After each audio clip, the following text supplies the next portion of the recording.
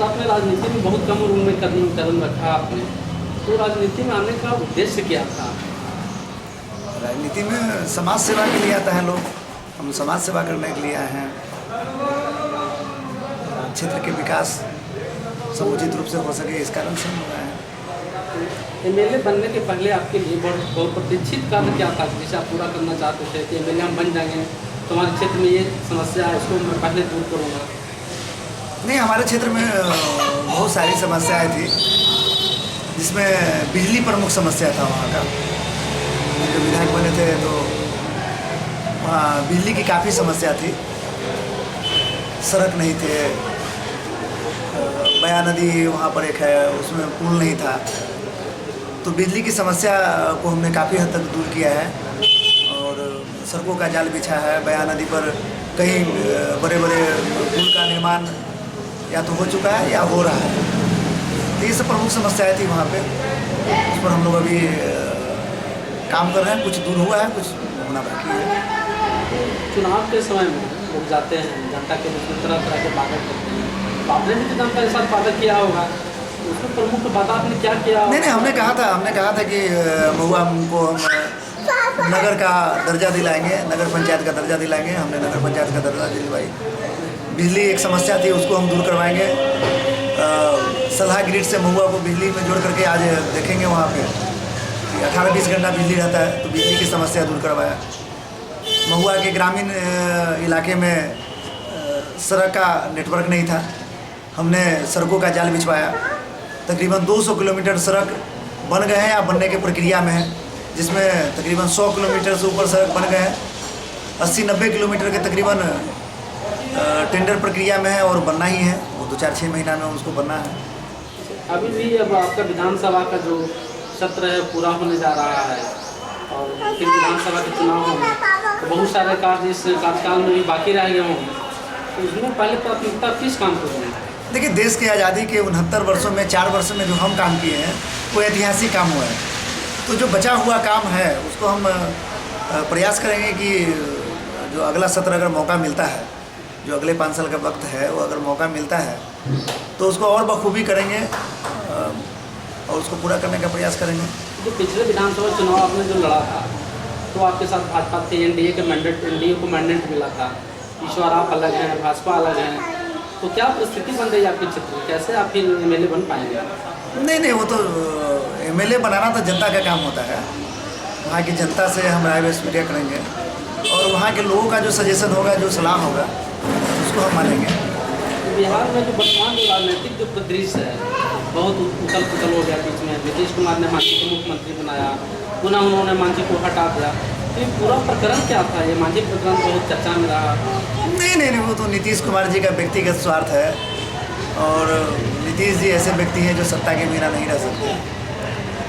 इसमें आप कह सकते हैं कि अति पिछड़ा, दलितों, महादलितों और सवर्णों में भी जो गरीब हैं उनका एक तरह से अपमान हुआ है, उनकी बेइज्जती हुई है।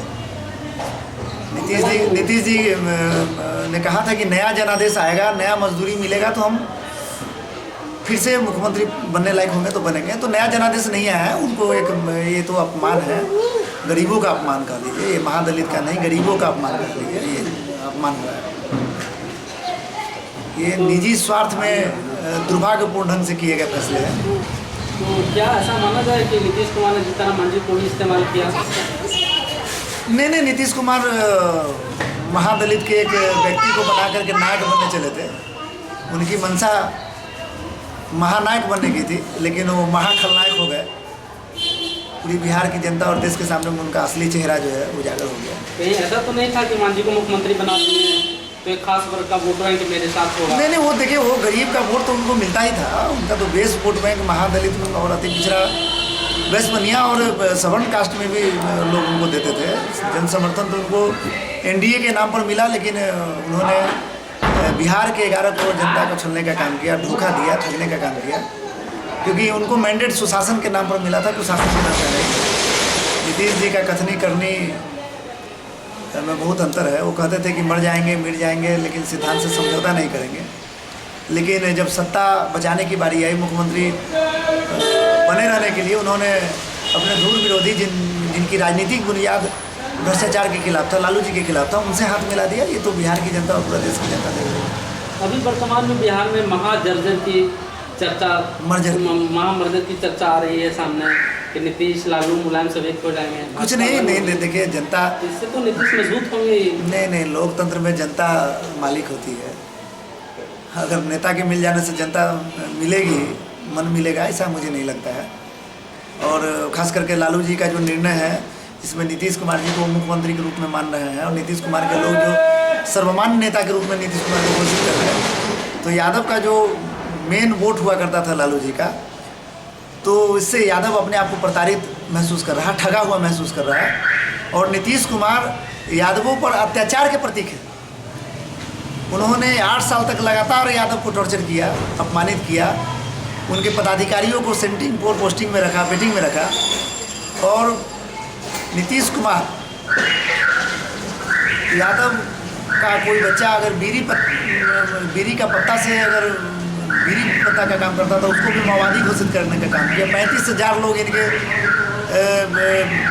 राज्य के कार्यकाल में फर्जी मुकदमा के तहत इन जेल भेजा गया। सैकड़ों लोग को लाइफ के साथ खिलवाड़ किया गया।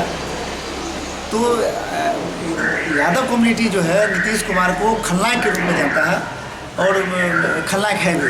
नीतीश तो सुशासन के रूप में जाने जाते हैं। नीतीश कुमार दुनिया के सबसे जातिवादी लोग हैं, कास्टिस्ट है, मौकाप्रस्त है, अपॉर्चुनिस्ट है। इनसे बड़ा कोई कास्टिस्ट नहीं होगा, क्योंकि ये मिजोरम और नागालैंड कहाँ से अपने जात के व्यक्ति को IAS IPS बनवाते थे। लेकिन बिहार के अति पिछड़ा, महादलित, वैश्वनिया, सवर्ण भाई, सब लोग इनको मुख्यमंत्री, कुशवाहा, सब लोग मिल करके इनको मुख्यमंत्री बनाया था। इनका समतामूलक समाज, सामाजिक समरसता, न्याय के साथ विकास।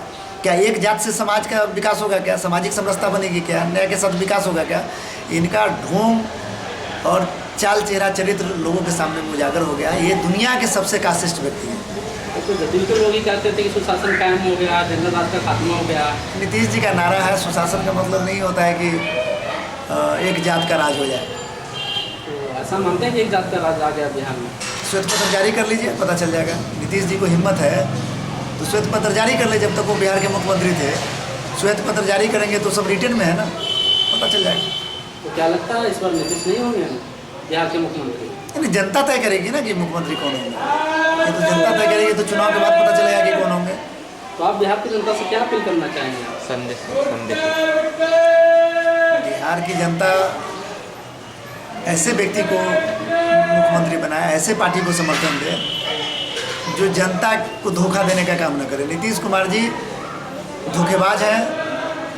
उनको मैंडेट मिला था, NDA के विधायक ने उनको मुख्यमंत्री बनाया था, NDA को वोट मिला था।